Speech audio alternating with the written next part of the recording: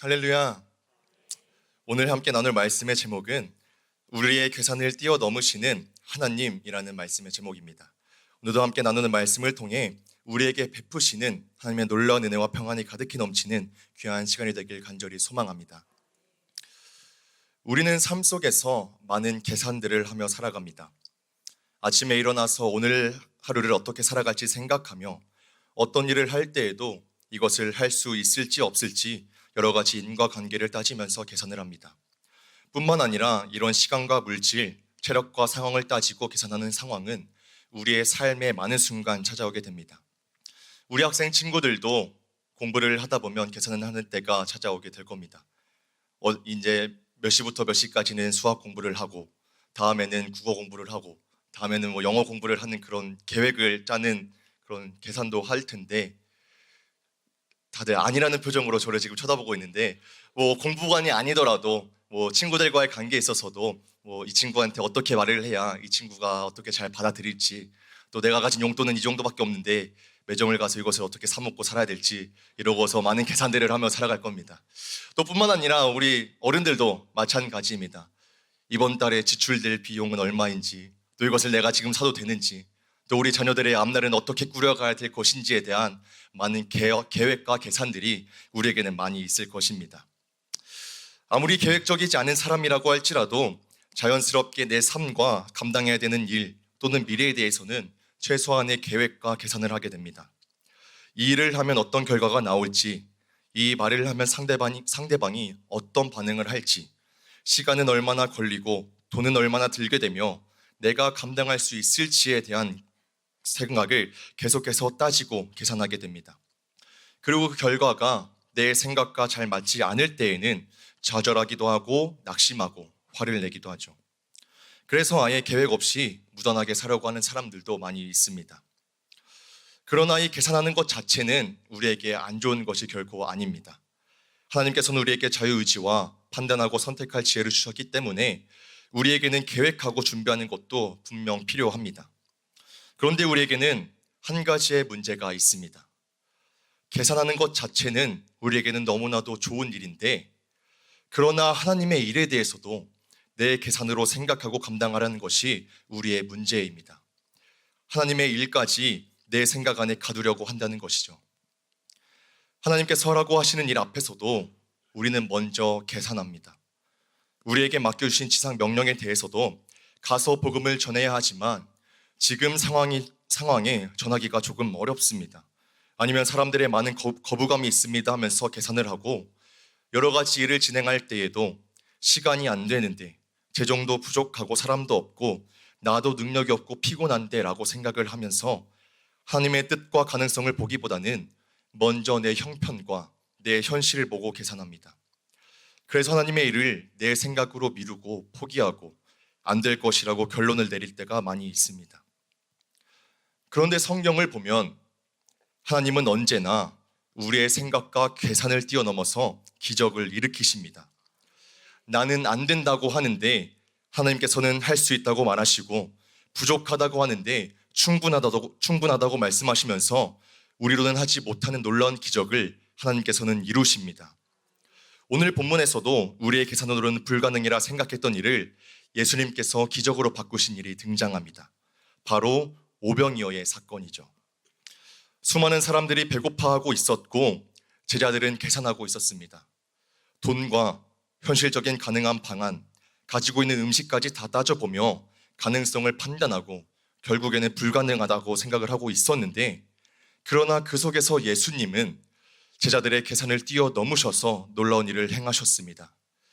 이 시간 우리가 우리의 계산을 뛰어넘어서 역사하시는 하나님을 바라보게 되길 간절히 소망합니다. 내 능력은 너무나도 부족하고 현실적으로는 안 될 것 같은 상황 속에 놓였을지라도 하나님은 우리 가운데에 큰 일을 준비하고 계십니다. 이 시간 말씀을 통해 우리의 모든 계산과 환경을 초월하여서 역사하시는 하나님을 바라보고 그 안에서 참된 힘과 능력을 얻는 우리 모두가 되길 간절히 소망합니다. 먼저 하나님의 일은 우리의 계산을 뛰어넘습니다. 오늘 본문 12절에서 13절의 말씀을 보면 우리의 생각만으로는 이루어질 수 없는 정말 말도 안 되는 일이 나타나게 됩니다. 이 오병이어의 사건은 교회를 다니지 않는 사람들도 다 알 정도로 많이 익숙한 사건이어서 다들 그냥 그렇구나라고 자연스럽게 당연하게 또 넘어가게 됩니다. 그런데 이 보리떡 5개와 물고기 2마리로 5천 명의 사람을 배불리 먹인다는 것은 사람의 생각으로는 정말 불가능한 일이었습니다.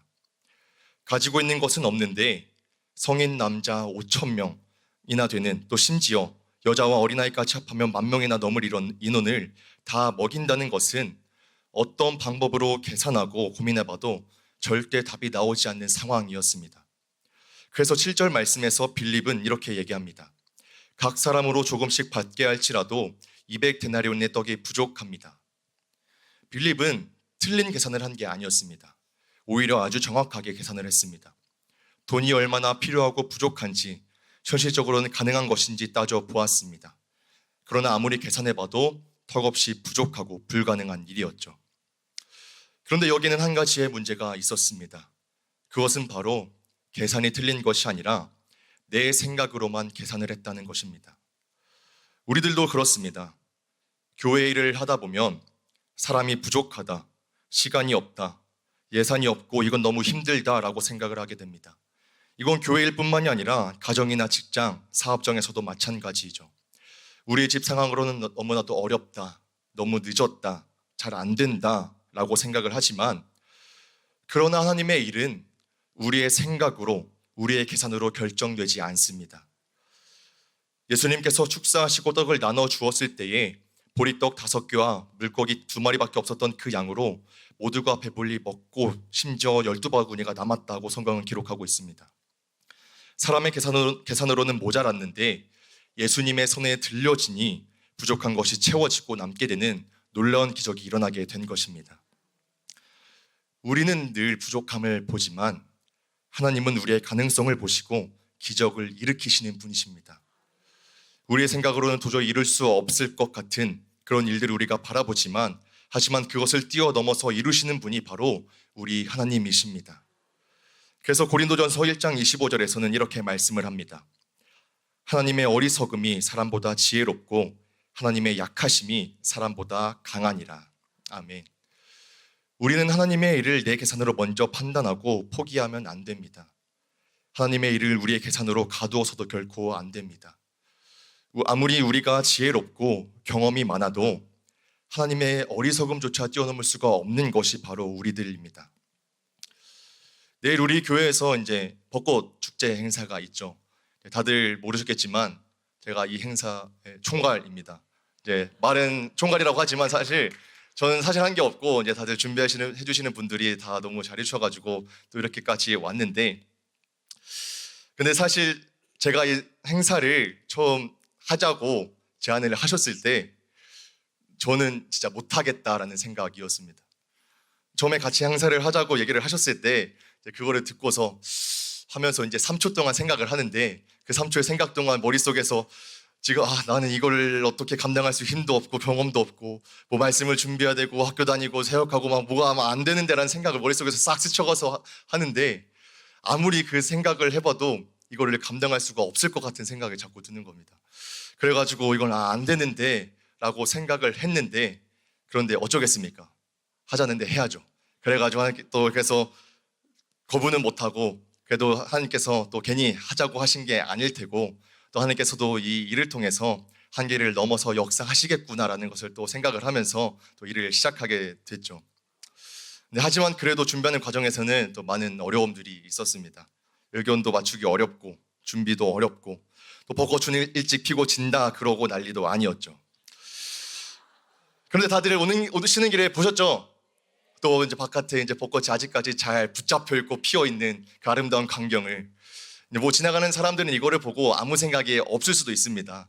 하지만 저는 이것이 정말 기적이고 하나님께서 우리에게 일하셨다라는 것을 보여준 놀라운 증거라고 생각을 합니다. 우리 목사님들도 그렇고 또 우리 많은 성도님들께서도 기도를 많이 해주셔서 이런 기적이 일어났을 텐데, 저도 이제 오늘 이 말씀을 준비되니까 하나님, 벚꽃을 지켜주셔야 됩니다. 이 벚꽃을 지켜주셔야 말씀의 증거가 보여집니다. 하나님께서 하실 일들을 우리가 보게 하여 주시옵소서라고 정말 또 간절하게 그렇게 기도를 했는데, 다들 보셨죠? 하나님께서 하셨습니다. 이것이 하나님께서 이루시는 놀라운 일인 줄 틀림없이 믿습니다. 뭐 사람들은 이번 벚꽃이 유통기한은 3일이다.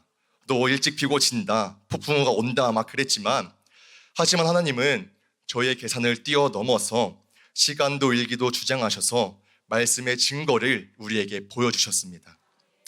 이걸 그 누구도 사람의 힘으로 했다고는 할 수 없을 겁니다. 이건 분명하게 하나님이 하셨습니다. 그래서 내일도 이 축제를 통해서 하나님께서 큰 일을 이루실 것입니다.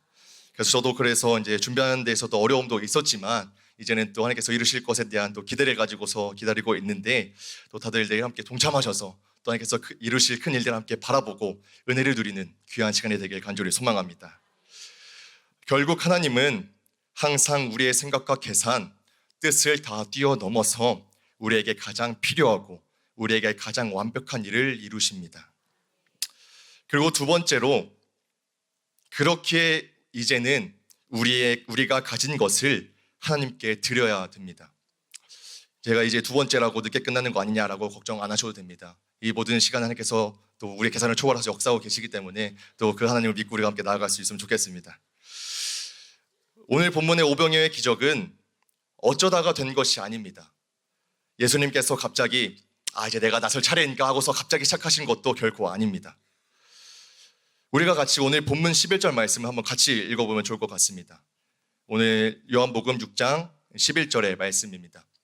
같이 읽어보도록 하겠습니다. 시작. 예수께서 떡을 가져 축사하신 후에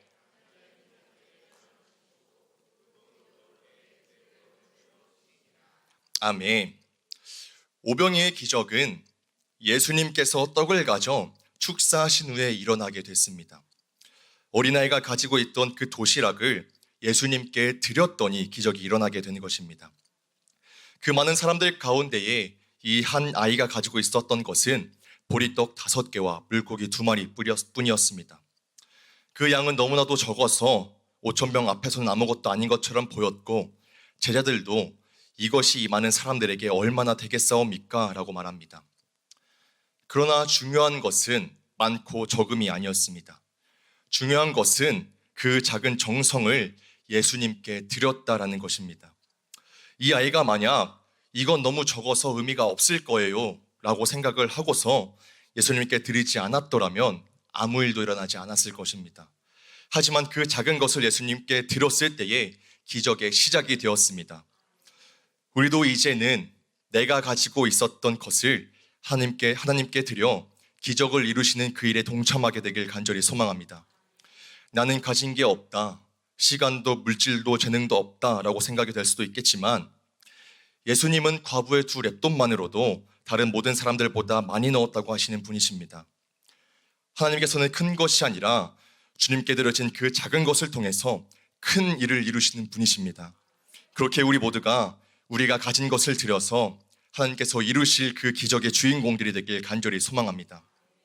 그런데 중요한 것은 우리가 가진 것을 드리는데 결과까지도 주님께 맡겨드려야 합니다. 가진 것을 드려놓고 주님, 제가 이것을 드립니다. 이제 하나님께서 하시는데 그런데 결과는 이렇게 해주세요라고 하는 것은 그저 하나님을 하청업체 보듯이 저 위탁하는 것밖에 되지 않습니다. 우리는 정말 모든 것을 주님께 내어드리고 맡겨드려야 합니다. 모든 방법과 과정을 맡기며 결과까지도 모든 것을 하나님께 의지하고 맡기는 것이 우리의 진정한 드림입니다. 하나님의 일을 내 것으로 만들지 않길 바랍니다. 우리가 할 수 있는 것은 이 작은 것을 들여서 하나님께서 사용하시도록 간구하는 것이지 우리가 정말 하나님의 일에 정말 우리가 숟가락 하나만 얹을 수 있다면 그것은 우리에게 정말 큰 기적의 놀라운 일이 될 것입니다. 그냥 가만히 앉아 있으면 하나님의 일을 볼 수도 동참할 수도 없습니다. 그렇게 이제는 우리의 모든 것을 내어드려 하나님께서 이끄시는 대로 나아가 큰 기적을 경험하는 우리 모두가 되길 간절히 소망합니다. 이제 한 가지만 더 전하면서 말씀을 마무리하도록 하겠습니다. 오늘 본문 5절에서 보면 예수님께서 빌립에게 우리가 어디서 떡을 사서 이 사람들에게 먹이겠느냐라고 물으십니다. 그런데 6절에서는 이렇게 기록을 하고 있습니다. 저희가 같이 마지막으로 한번 오늘 본문 말씀 6절을 같이 한번 읽어보도록 하겠습니다. 요한복음 6장 6절 말씀입니다. 함께 읽도록 하겠습니다. 시작. 이렇게 말씀하심은 친히 어떻게 하실지를 아시고 빌립을 시험하고자 하심이라. 아멘. 예수님은 다 아십니다.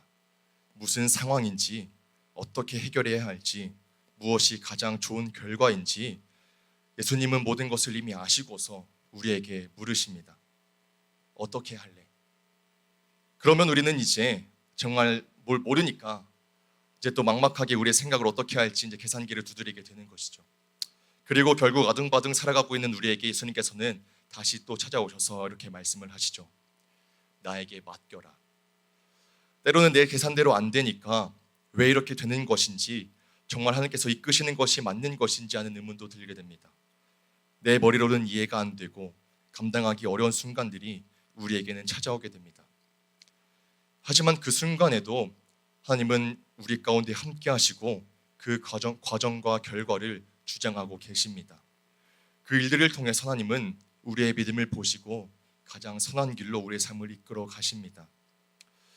우리가 자꾸 어떻게 해야 할지 모르고 답답하니까 내어놓지 못하고 어떻게든 이 삶을 붙잡고 가려고 하는데, 그러나 하나님께서는 우리의 모든 상황을 다 알고 계십니다.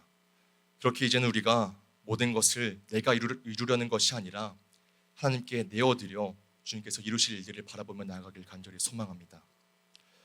믿음은 내가 다 이해해서 따라가는 것이 아니라 내가 몰라도 주님은 아신다는 것을 믿고 그저 따라가는 것입니다.